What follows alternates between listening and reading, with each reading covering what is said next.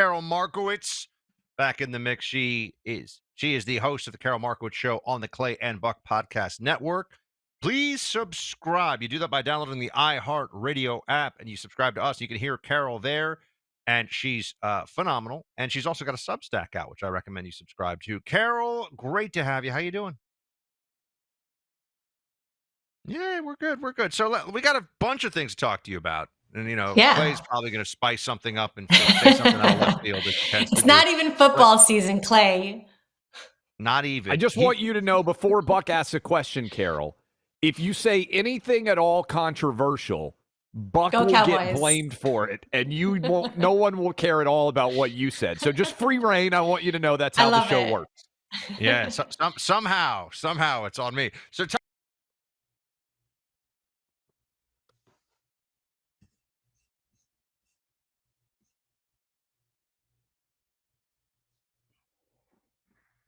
forced migration out of Florida, as in people that came to Florida and have now learned things like it's hot and there are alligators. I mean, they actually quoted, and it's funny because I just saw some alligators last weekend. You have to go find them. It's like not. You have to pay for that. Yeah, you have to try to see alligators for the most part. What's going on? I mean, where is this coming from? Is this some desperate attempt by the blue states to get some of their tax base back? It kind of is, but I also just think it's a problem of education. I think these people don't understand math. Do they think that people moved to Florida all these years and nobody moved out? That is a crazy thing to believe. What did they think was happening? Of course people leave. Of course people move out. But what the number that we're looking at is net migration. And Florida has had a positive net migration for the last few years. And it's been a major destination of people leaving blue states and coming to Florida. So of course people move for all kinds of reasons. I think heat is, you can't handle the heat. That's understandable. I actually think it hasn't been warm enough this year personally. The gators, if you have a problem with gators, yes, Florida is not for you probably, but I just am so happy to be here. I feel blessed all the time. I feel like a genius for leaving New York every day, all the news, all the time. I'm like, we are so smart. We're talking to Karol Markowicz. Encourage you to check out her podcast, part of the Clay and Buck Podcast Network. All right, so Florida is in the news for all the time, for all sorts of variety of reason.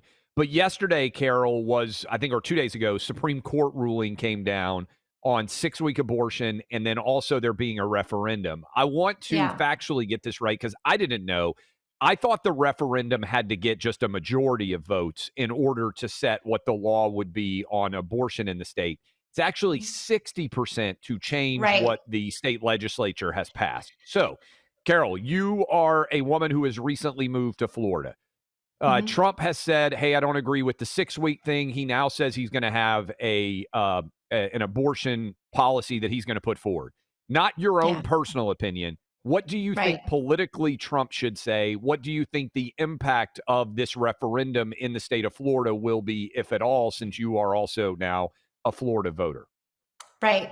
So not my opinion, but what I think the correct move probably is first trimester. I think that is something that most people agree on. It's a common ground that they can get to. And I think that's probably where Donald Trump ends up on it. I think that's where it is. The 6-week thing, while I completely understand why Governor DeSantis felt that was necessary. He is, obviously pro-life. I'm pro-life. It's not that. It's that I think that politically speaking, first trimester makes the most sense. Karol, what do you think about it will move? Yeah, I was just going to say the vote. Do you think it'll change the vote, the second part of that? Do you think it puts Florida in play, or do you think Florida is such a defined red state that referendum's not going to have that much impact? So I want the Democrats to think it's in play. I want them to spend money here because it's not in play. It's just not in play. If it is in play, we are in huge, huge trouble. It's not that it's not going to be about Florida. Dick Morris used to have this line, to paraphrase him, but if Joe Biden wins Florida, it'll be the 40th state he wins. It'll be a landslide. So let's say, yes, sure, it's in play. Let the Democrats spend money here, but it's not actually in play, no. We also got a little bit of heat, Karol. We were talking about the marijuana legalization measure. Now, I just want to be Mm. clear. It's not just about Florida, which is a large state. A lot of other states have gone down, including New York, have gone down this pathway. I can't even tell. I think the law in New York is that it's decriminalized, right? So you can't really be arrested, but it's not freely, or is it freely I sold? There are don't these like know. weed truck. No. Well, the weed, yeah. So it's a weird thing in New York where they are going to, they're allowed to have legal weed shops, but all the weed shops that have sprung up are illegal pretty much. I think maybe one or two Right. are actually legal. But what New York did that's unique and terrible is I think it's the only place in the country that you can smoke openly in the streets.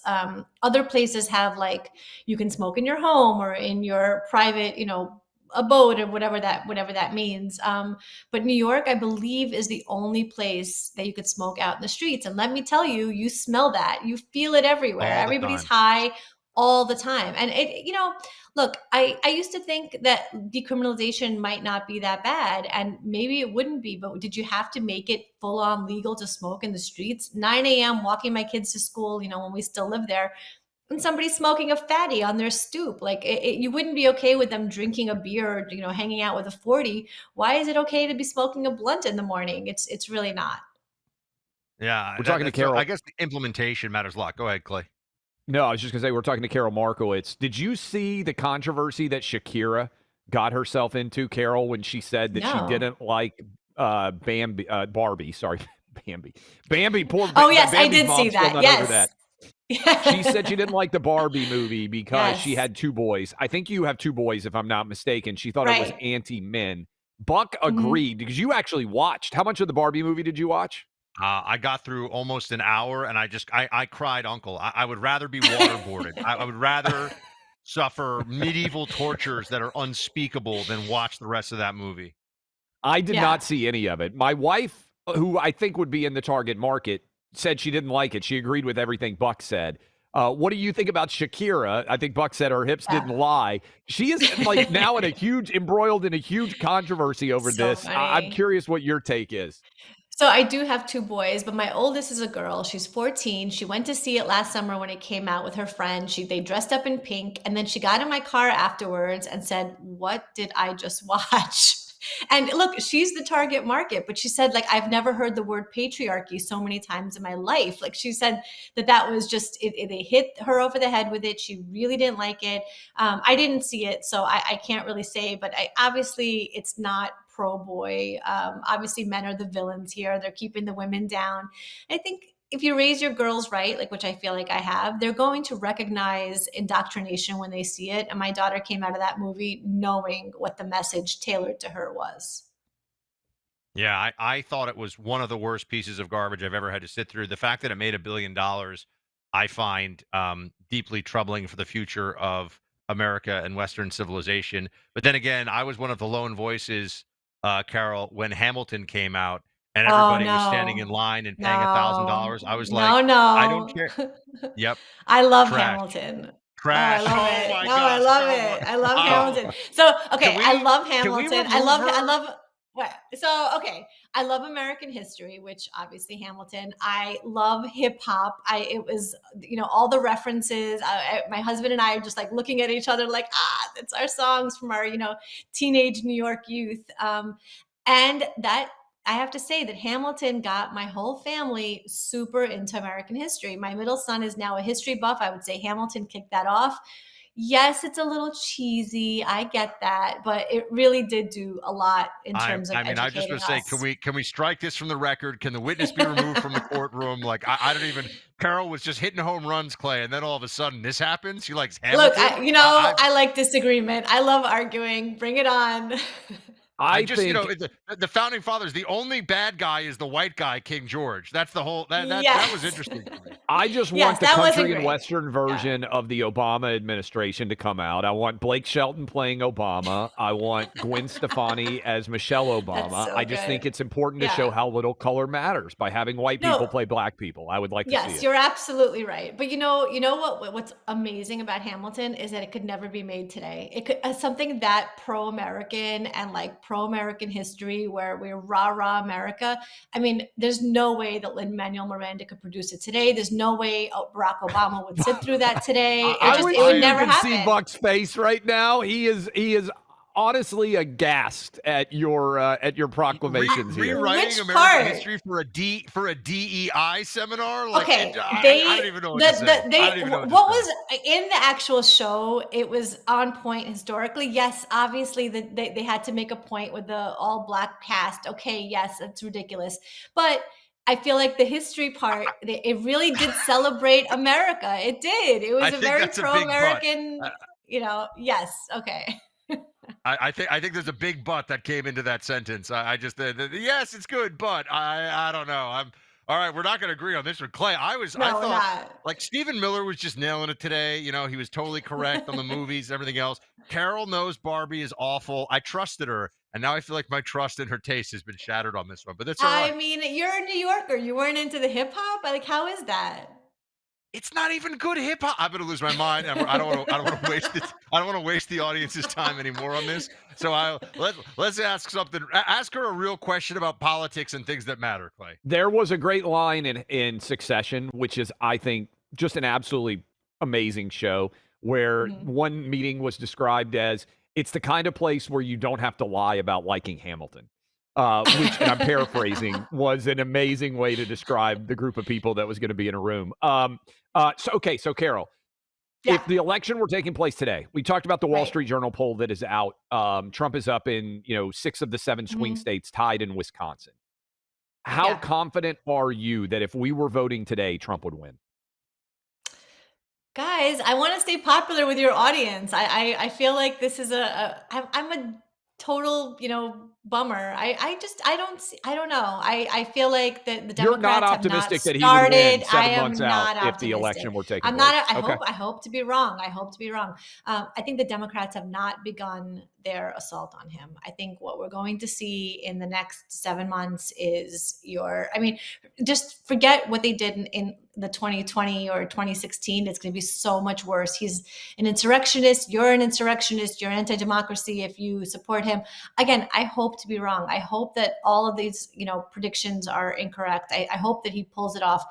But what I see is them hitting him in these swing states, making it so you're a racist insurrectionist if you vote for him. And that onslaught has not yet quite begun.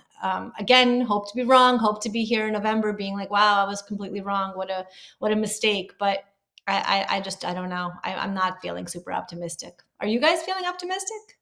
I'm Um, super optimistic. Buck is never optimistic on yeah, anything positive. I'm Right. concerned. I mean, See, Buck and I'm I taking it generally back. are aligned except on Hamilton. Yeah. Well, no, just so everyone understands, I think that's the first time I've ever heard Carol say something out loud, and I just vehemently disagree with it. So the good news is it's only Hamilton, because I agree with her and everything else. Right. But that was why I was so shocked. No, I'm with Carol insofar as I keep looking for what the thing is what the secret weapon is that they're going to unleash, or Yeah. is it just going to be the everything and the kitchen sink approach over time? Yes. But it can't be what this is, which is just Trump's ahead and everything, and like they just go off. They're not going to allow it to be what it is, which is Trump would kick his ass today. So that's where it is. Right. Carol That's why I think Markowitz, they're going to replace him. I don't. We have a Dude, bet. look how he does that at the very We end. have a dinner bet. Yeah. Yeah, we do have a steak dinner bet on that one. So, Carol, everyone should go check out the Karol Markowicz podcast. It is on the Clay and Buck Podcast Network, and go subscribe today Thank you on the guys. iHeartRadio app, wherever you get your podcast. Carol, thank you so much. Thanks so much for having me.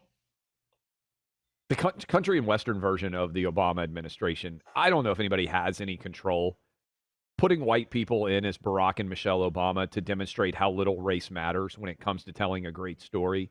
I want someone to do it. I want someone to do it so desperately because it would just throw everything into an uproar. Now, got to write decent country and Western songs about the Obama administration. That might be a little bit of a challenge, but it would be incredible. In the meantime, since 9/11, Tunnel to Towers Foundation has been committed to supporting our nation's first responders and the veterans. These are our heroes who put their lives on the line for our communities and our heroes. These are people like U.S. Army Major Jonathan Turnbull, for instance. Major Turnbull sustained devastating injuries at the hands of an ISIS suicide bomber, which severely affected his eyesight. He needed more than 20 surgeries and countless hours of rehabilitation. Tunnel to Towers paid off his mortgage and gave him a specially adapted smart home designed for his needs. He moves around his home more easily now. His home also gives him hope. With help from people like you, the foundation supports families like the Turnbulls. Join Tunnel to Towers in supporting America's heroes. Join us in donating $11 a month to Tunnel to Towers at t2t.org. That's T, the number 2, T.org. 95 cents of every dollar goes directly to their programs.